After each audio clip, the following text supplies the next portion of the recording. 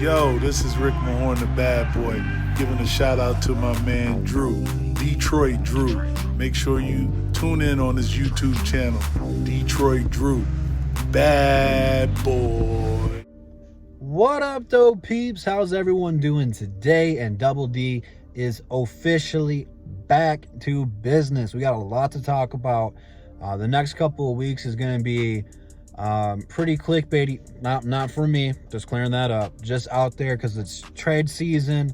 We got a lot of pieces that could be moving. I know Jeremy Grant's one of the biggest names on the market right now because outside of him, there's not too many players better than him that are available or that are actively available at the moment. So just be careful reading headlines. Make sure it's credible sources out there. And if something big happens, we will talk about it. So let's get away from the trades right now and talk about our rookie Cade Cunningham.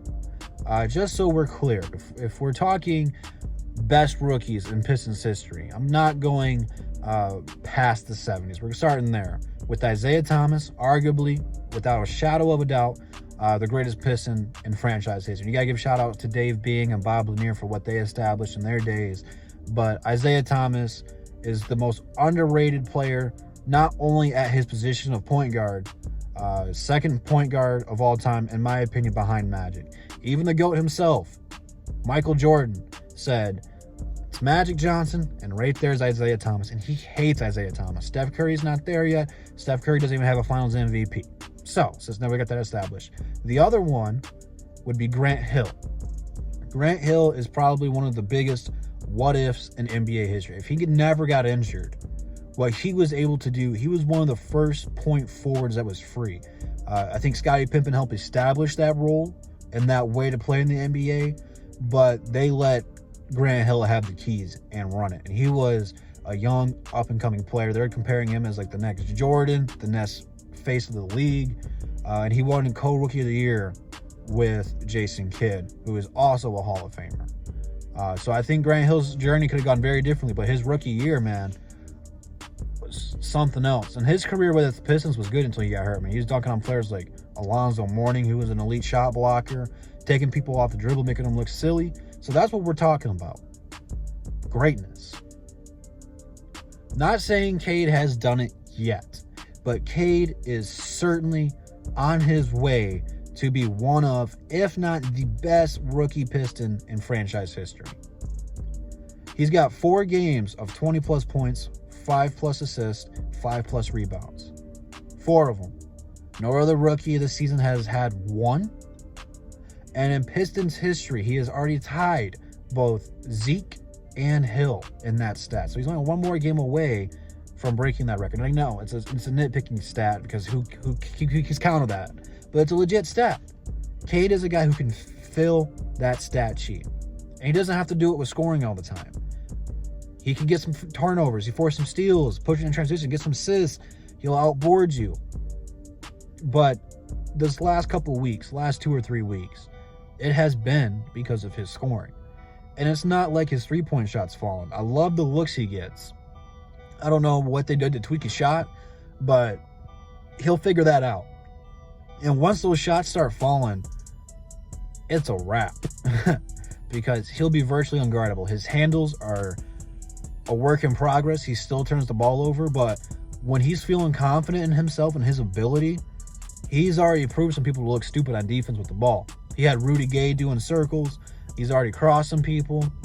But what really has affected his game in the scoring category is the mid-range shot.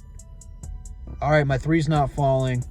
They got a rim protector down low. I'm just going to come off of the screen and hit a midi. It's a lost art. You watch the Warriors and Steph Curry and Klay Thompson hit a lot of middies. But we talk about their threes because they're so good at it. But they get a lot of points off the mid-range. Same with Kevin Durant, because he can just rise up over you.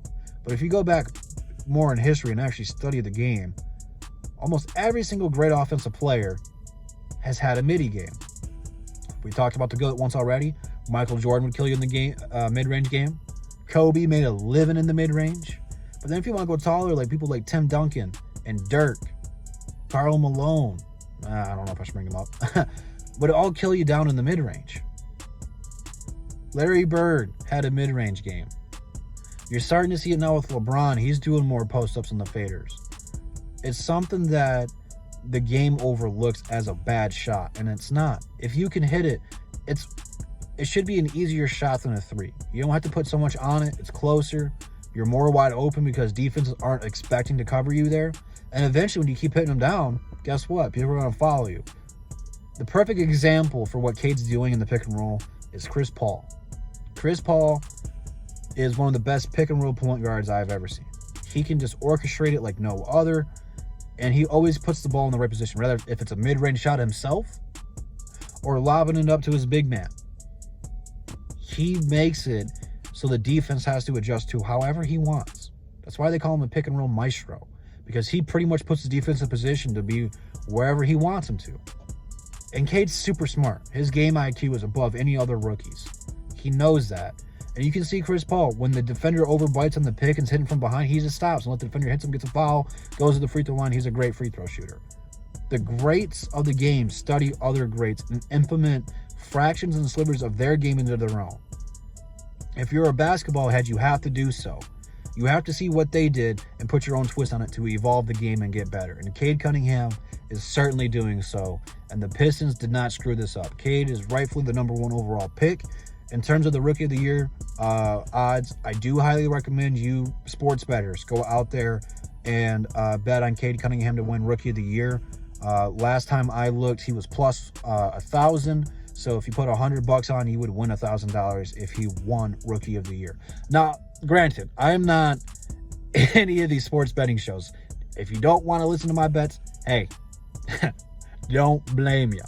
But I think it's coming down between him and Evan Mobley this year. Evan Mobley's going to make the playoffs. That's going to give him the push. But Cade's filling that box sheet up. So I think outside of them, yes, Scotty Barnes is nice. I like Wagner. Green's struggling. Suggs is playing really well. I just don't think they're on the level yet as Mobley and Cade. Those were probably one of the two highest people out. I threw Green in there too, but at first I really wanted Mobley. So you guys can go back in time and watch that. So I won't be mad if he wins it, but I'm a Pistons fans first. Cade over Mobley, And Cade plays really well against these other rookies too. He gets up for those games. But what do you think Cade ranks so far in terms of Pistons rookies in the franchise's history? And do you think he has a shot to be the best rookie in the team's history? Leave it all down below in the comments. Instagram, Twitter, DSA members, Drew313 shirts in the description. Check it all out. And I'll see you guys in the next one. And that's the bottom line, because Double D said so. Peace.